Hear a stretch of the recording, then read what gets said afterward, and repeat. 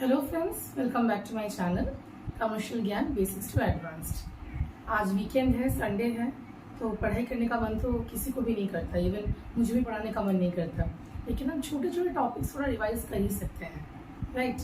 तो आज का हमारा टॉपिक है पार्टनरशिप।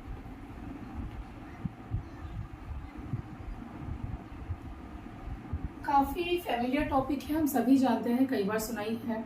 जब हम जॉइंट स्टॉक कंपनी के बारे में पढ़े हैं, तब हम सोल ट्रेडर के बारे में पढ़े हैं, तो वहीं पे यही चैप्टर आता है। Specially the chapter is meant for class 9 and 11, right. तो यहाँ पे पार्टनरशिप जब हम सुनते हैं टॉपिक के बारे में, तो कुछ चीज़ें जो हमें एकदम ध्यान में रखना है। कई बार होता है कि डेफिनेशन या मीनिंग आ जाता है, लेकिन हम गलतियाँ कर देते हैं। तो क्या क्या है जिसे हमें रेक्टिफाई करना है या ध्यान से लिखना है, तो वो चलिए आज जानते हैं। सबसे पहले जो मीनिंग आता है यहाँ पे, तो वहाँ पे हमें मिनिमम लिखना ही पड़ेगा कि वॉलेंटरी एसोसिएशन। ये वॉलेंटरी एसोसिएशन आपका कीवर्ड्स में आ जाता है, वॉलेंटरी एसोसिएशन, ठीक है, ये हमारा कीवर्ड्स में आ जाता है। उसके बाद मिनिमम 2 मेंबर्स। देखिए यहाँ पे अगर हम सिर्फ एक मेंबर के बारे में बात करें तो वो कभी भी पार्टनरशिप फर्म में नहीं आ सकता। अगर वहाँ पे एक मेंबर हो जाते हैं तो वो सोल प्रोप्राइटर कहलाएंगे। तो यहाँ पे minimum 2 members must be there. इसके बाद आ जाता है हमारा पार्टनरशिप एक्ट। जो एक्ट है वो है 1932। इसके हिसाब से बोला गया है कि मैक्सिमम देयर में बी 50 मेंबर्स। तो मैक्सिमम जो है मेंबर्स 50 हो सकते हैं।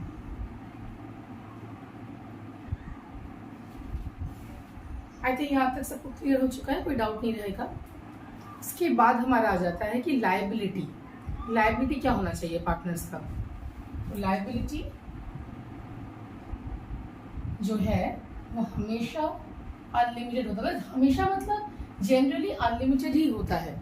किसी किसी टाइप के पार्टनर के लिए कभी कभी लायबिलिटी लिमिटेड होता है। तो जब हम वो क्लास आपको कराएंगे तो हम डेफिनेटली जो टाइप्स ऑफ पार्टनर्स हैं उसके लिए सेपरेट वीडियो बनाएंगे, तो आप वो देख सकते हैं। तो फिलहाल लायबिलिटी जनरली पार्टनर्स के लिए अनलिमिटेड है, ओके। अब ये अनलिमिटेड का मतलब क्या है? Limited, unlimited. अनलिमिटेड मीन्स अगर फर्म को फ्यूचर में कोई लॉस बेयर करना पड़े और पार्टनरशिप फर्म का जितना भी प्रॉपर्टी है, जितने भी एसेट्स है, जितना भी कैश बैलेंस है, वो लायबिलिटी को मिटिगेट करने के लिए सफिशिएंट नहीं है, तो पार्टनर्स को, जितने भी पार्टनर्स है, मान लीजिए 2 पार्टनर है, 4 पार्टनर है, 10 पार्टनर्स है, तो सभी को अपना पर्सनल प्रॉपर्टी का थोड़ा थोड़ा शेयर देना पड़ सकता है। तो यहाँ पे डेट पेमेंट के लिए पर्सनल प्रॉपर्टीज आर अटैच्ड। तो जहाँ पे किसी भी पार्टनर का पर्सनल प्रॉपर्टी अटैच्ड होता है, वैसे लायबिलिटी को अनलिमिटेड लायबिलिटी बोला जाता है। अगला आ जाता है अग्रीमेंट। ये अग्रीमेंट बहुत इंपॉर्टेंट है। अग्रीमेंट के बिना कोई भी फर्म तैयार नहीं हो सकता। तो what is this agreement? Agreement होता है contract, contract between the partners. अब यहाँ पे अग्रीमेंट के 2 तरीके हैं, एक ओरल हो सकता है या रिटर्न भी हो सकता है।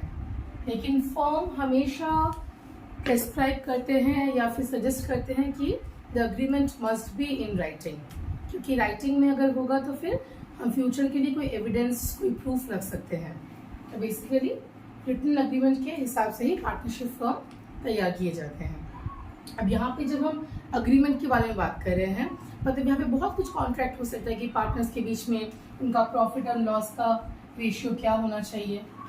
नॉट ओनली दिस, जो पार्टनर्स कैपिटल कंट्रीब्यूट करते हैं तो उन्हें उनका इंटरेस्ट कितना मिलना चाहिए। बहुत सारे टर्म्स, कंडीशन, रेगुलेशंस सब अग्रीमेंट में आते हैं, तो उन्हें हम बोलते हैं क्लॉजेस या कंटेंट्स ऑफ अग्रीमेंट। कभी कभी ये हो सकता है कि पार्टनरशिप फर्म के लिए अग्रीमेंट ठीक से अभी तक क्रिएट नहीं किया है, तो उसे बोलते हैं एब्सेंस ऑफ पार्टनरशिप अग्रीमेंट।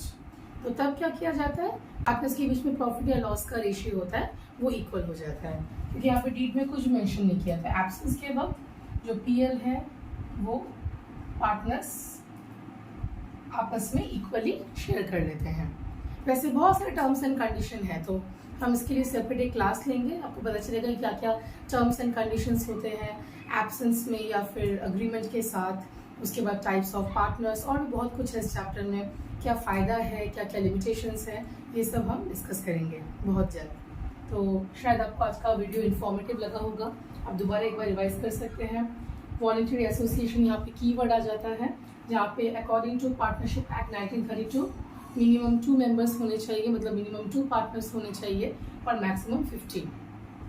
उसके बाद यहाँ लाइबिलिटी के बारे में बताया गया है कि लाइबिलिटी अनलिमिटेड ही होता है पार्टनर्स में जनरली, जहाँ पे पर्सनल प्रॉपर्टी अटैच किए जाते हैं अगर इन फ्यूचर डेट को हम टाइमली पेमेंट ना कर सके। Finally we have agreement. Agreement oral में भी हो सकता है, रिटर्न में भी हो सकता है। बेसिकली अगर रिटर्न हो तो फिर फ्यूचर के लिए हम कुछ एविडेंस रख पाएंगे। इट्स बेटर कि हम अग्रीमेंट जो है बिटवीन द पार्टनर्स को ऑलवेज रिटर्न में ही लिया जाए। और फाइनली वी हैव कि अगर पार्टनरशिप डीड में कुछ भी ना कहा गया हो तो जो प्रॉफिट या लॉस होते हैं पार्टनर्स के बीच में उसे इक्वली शेयर किया जाता है। अदरवाइज अगर डीड में मेंशन किया है तो बेसिकली जो पार्टनर्स कैपिटल कंट्रीब्यूट करते हैं उसके हिसाब से जो प्रॉफिट या लॉस है वो शेयर किया जाता है। अगर आपको आज का वीडियो इन्फॉर्मेटिव लगा हो तो वीडियो को शेयर ज़रूर कीजिए और चैनल को लाइक या सब्सक्राइब करना ना भूलें। Thank you for watching.